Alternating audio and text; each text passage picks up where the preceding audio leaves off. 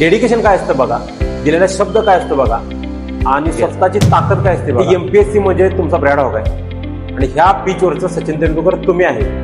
Problem, प्रश्न, येणारे depression हे तुम्हाला कोणतं सांगून येणार नाही. एक छोटीशी गोष्ट तुम्हाला सांगतो. 2004-5 साली ज्यावेळी भारतीय क्रिकेट संघ ऑस्ट्रेलियाच्या दौऱ्यावरती गेलेला होता, त्या टीम मध्ये सचिन तेंडुलकर हा आपला फ्रंटचा ओपनर बॅट्समन होता.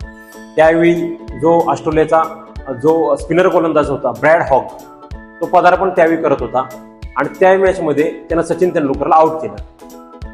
तो इतका आनंदात होता त्या मॅच मध्ये की आपण जगातल्या सर्वश्रेष्ठ बॅट्समनला आपण आउट केले. मॅच संपल्यानंतर तो जो बॉलनं सचिन तेंडुलकरला आउट केलं, तो बॉल घेऊन तो सचिनकडे गेला आणि सचिनला सांगितलं की मला ऑटोग्राफ दे या बॉलवर. सचिनने एक स्माइल केली. सचिनने तो बॉल घेतला. त्या बॉलवरती लिहिलं सचिननं की हा आनंद तुझ्या आयुष्यातला शेवटचा आनंद आहे, त्याच्यानंतर हा आनंद तुला कधीच भेटणार नाही. म्हणजे म्हणायचं काय होतं की आत्ता मी आउट झालोय, आयुष्यात तुला परत कधीच आउट होणार नाही.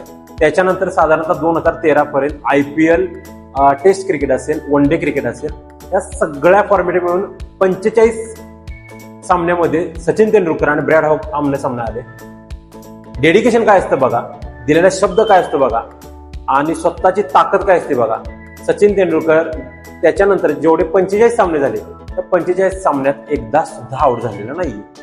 तर ह्यातनं आपण बोध काय घ्यायचा, हे एमपीएससी म्हणजे तुमचा ब्रॅड हॉग आहे आणि ह्या पिचवरचं सचिन तेंडुलकर तुम्ही आहे.